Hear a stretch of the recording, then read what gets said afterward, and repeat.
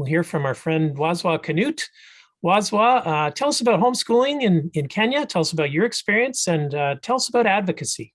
Thank you so much, Peter and the rest of the panel. Yeah, my name is Canute Waswa from Nairobi, Kenya. Kenya lies on the east coast of Africa, right astride the equator. So as you guys are having snow and negative temperatures when you wake up, we're enjoying our sun here in the equator.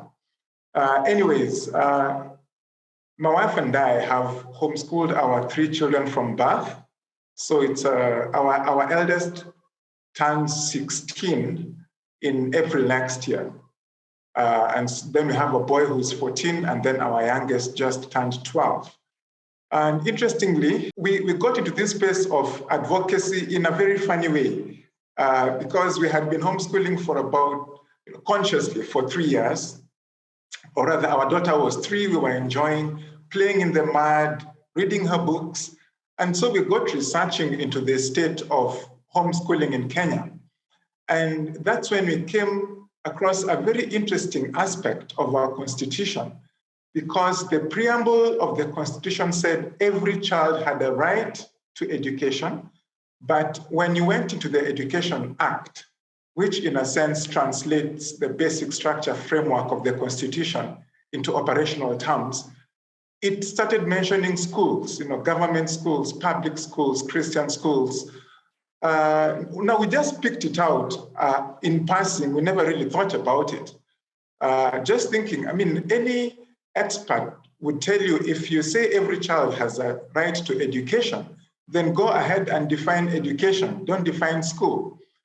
But anyways, in 2010, that's about 12 years ago, Kenya was getting a new constitution. And so Kenya is Commonwealth, just like Canada and the UK.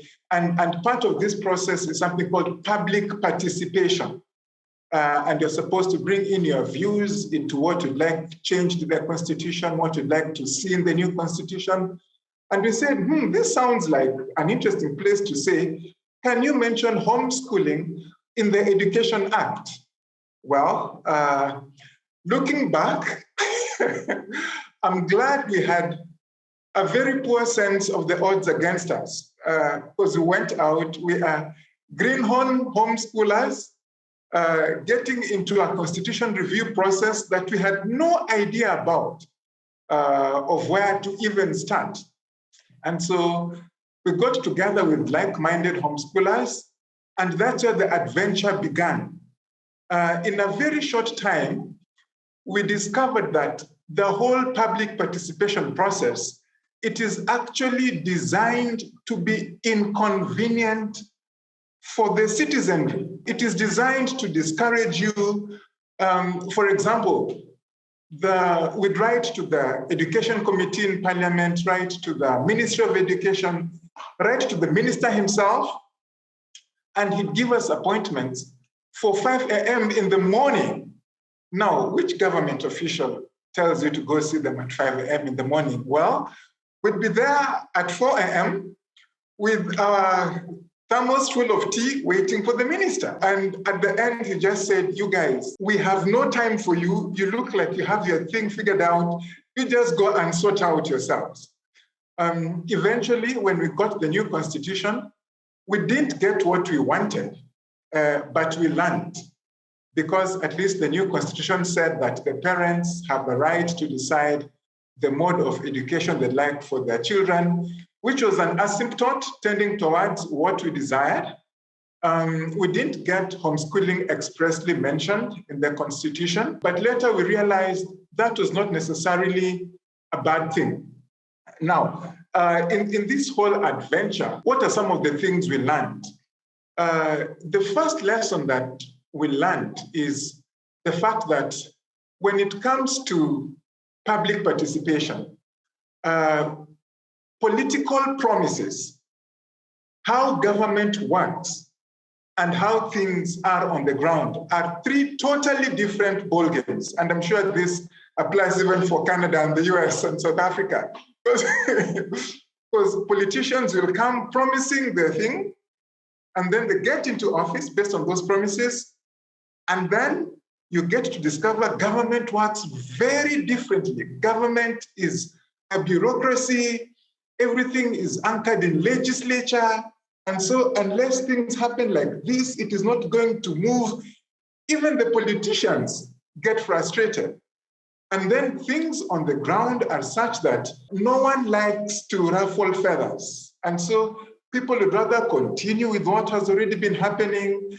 So long as no one is making noise somewhere, we are all good. And the other thing that we discovered is because Kenya was a British colony, and the way a colony works is such that the systems are designed for control. At independence, the design fundamentally did not change. So that today, even our legal jurisprudence, even our civil service, even our education system is designed for control. And when you want to go and change that, you are actually taking on a system. And the people who are controlling the system, Mike called them the stakeholders in the educational industry. They don't want this control to change hands. And so that's a lesson that we learned on the job. But ultimately, if you'd ask me, what did I wish I had known earlier when I was getting into this space? The first thing I'd say is I wish I knew that I was getting into a judo game. Judo is a Japanese martial art. And the way judo fundamentally works is when you are fighting someone who is bigger and heavier and stronger than you, what you do is to use their advantage against them. Just look for the weak point and trip them and they fall down and you get the points. And so when you are in advocacy and you are taking on government, you are really in a game of judo. They have the resources. You cannot win it. But because of how big they are, even for them to turn, they need such big space that you can look for a place where you can just get government bureaucratic inertia and then zero in on that. Do a simple letter, get it acknowledged, have it in your file. And when you go to engage with them, you tell them, by the way, we are waiting to hear from you. We wrote to you this letter. Any developments on this? And because many times in government, even one arm of government has absolutely no idea what is going on somewhere else, it helps to buy you time for you to be able to strategize a bit more. The other thing I've come to realize is, again, what Mike and Chris said is, when it comes to media, always be ready, so that even when the media houses call you, many times they will ask you questions, but you can see they have colored perspective of what homeschooling is. And so just learning to answer the question behind the question, use it as an opportunity to educate them, even help them to ask the right questions. They'll always throw in the socialization question, and you tell them, that's a very good question. In fact, we are solving the same problems. Have you looked at what evidence says? And then answer the question the way you want to answer it and not the way they want to answer it. And so those are lessons they have learned. I have learned the lessons you continue to learn. As I said, we got in as an adventure, and 13 years on, the adventure is still going on. Thanks, Peter, back to you.